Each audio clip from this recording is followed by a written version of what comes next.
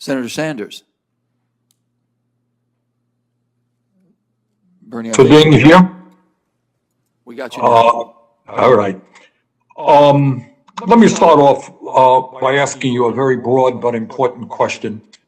The scientific community is telling us that if we do not get our act together, transform our energy system away from fossil fuel, that there will be irreparable damage done to our country and to the world in really just a very short period of time. Do you agree with that assessment that climate change is a major threat to the United States and the world? Yes, Senator. Can you give us some ideas as to the role that you will be playing in helping us cut carbon emissions and create the kinds of jobs that working families in this country desperately need? Senator, thank you so much for the question. And if I'm confirmed as Secretary, I would be very proud to move President Biden's Build Back Better plan forward. That is a plan to create millions of jobs in clean energy. Yes, the Civilian Climate Corps, as I mentioned in my opening statement, tens of thousands of jobs, inspiring young folks to restore our public lands and hopefully find careers in those areas. Additionally, we know that, and Senator Manchin mentioned this earlier, abandoned mines that need to be taken care of. Those are all jobs for Americans. Orphan gas wells. President Biden, I think he added up 250,000 jobs with respect to doing just that. So I believe there are millions of jobs in a clean energy future for Americans, and if I'm confirmed, I'd be honored to help the president move those forward. Well, I am very excited about the concept of the Civilian Climate Corps because my experience suggests that there are millions of young people who would love the opportunity to help transform our energy system, help clean up the pollution that currently exists. And if they can get the training that they need, I think it would be a huge step forward for our younger people and for our economy as a whole. So I am excited about the Civilian Climate Corps.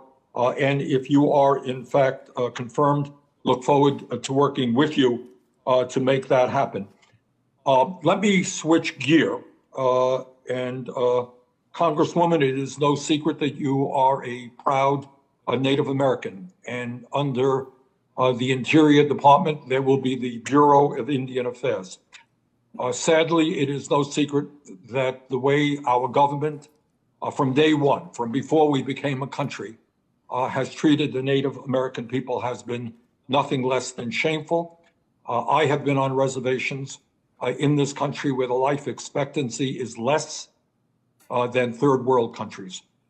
Can you tell us some of your ideas as to how we can improve life for Native American people and improve, in fact, the functioning of the Bureau of Indian Affairs?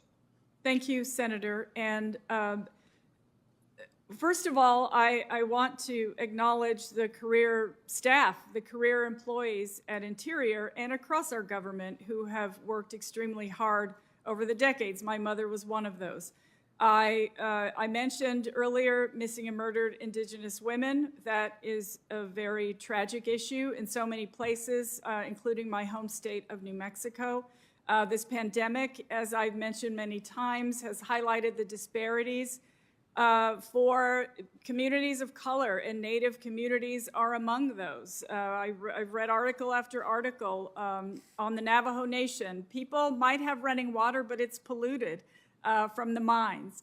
So there are so many ways. I think that if we are able to get broadband internet to make sure that Native children have the educational opportunities and the telehealth opportunities for everyone, that would be an excellent start. And Congresswoman, if you could say a word about healthcare.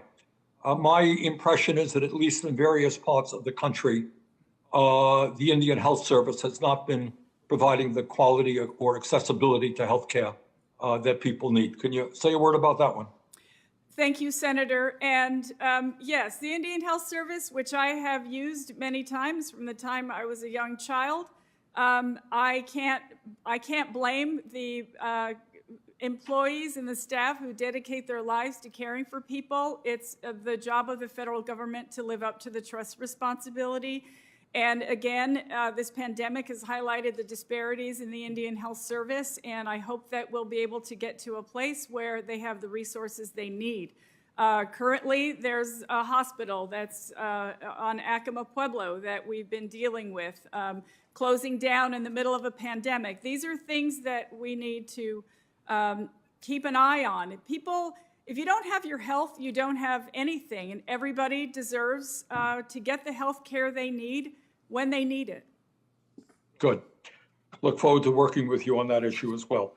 As you know, Congresswoman, right at the end of his term, the Trump administration made a last-minute push to finalize the transfer of the Oak Flat area in Arizona to foreign private mining interests. If confirmed, will you do everything within your power to prevent Oak Flat from being sacrificed? Senator, thank you for caring about that issue. I believe that is within the purview of the Forest Service. However, if I have an opportunity, I would look forward to being briefed on it, to doing, making sure that the voices of the tribal nation is heard with that issue. Well, thank you very much, and I look forward to your confirmation and working with you in the years to come. Thank you, Mr. Chairman. Thank you, Senator. Senator Daines. Thank you, Mr. Chairman.